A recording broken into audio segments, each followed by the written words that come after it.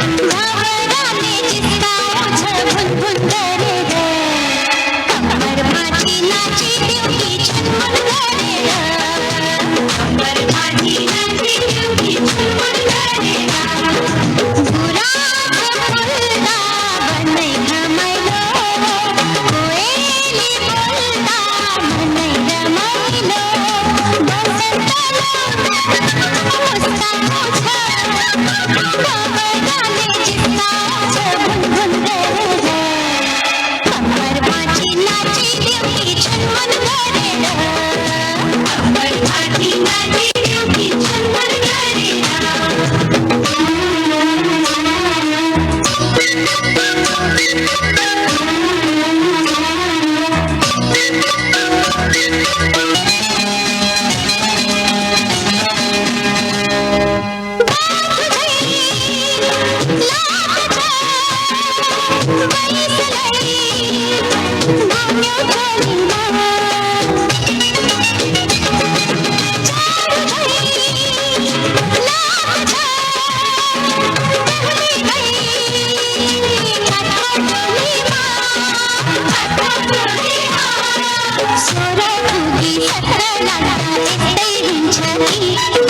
चिसो चिसो बतासैले मनमा झुन्छ कि मनको कुरा भनिदेऊ कि गुनगुन गरेर कम्मर माथि नाचिदेऊ कि झुनमुन गरेर।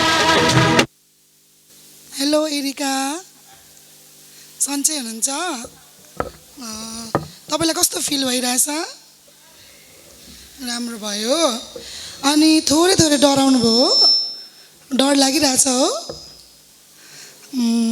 तपाईँको डान्समा थोरै थोरै डराउनु भयो जस्तो देखियो है। सबै एकदमै राम्रो थियो, डान्स एकदमै राम्रो थियो, तर थोरै अहिले स्माइल गर्नु त एकचोटि हो, यस्तै स्माइल गरेर नाच्नुहोस्, हुन्छ? तपाईँको अझै सुधार्नु पर्नेछ अनि अझै धेरै मिहिनेत गर्नुहोस्, हुन्छ? ल, thank you, best wishes. Hello Erika, हजुरलाई म्यामले भनिसक्नुभयो है, अलिकति डर एकदम फिल भइरहेको थियो, हामीले देखिरहेको थियो। पहिलोचोटि भएर पनि हो यो स्टेजमा, पहिलोचोटि आउनुभएको छ नि है।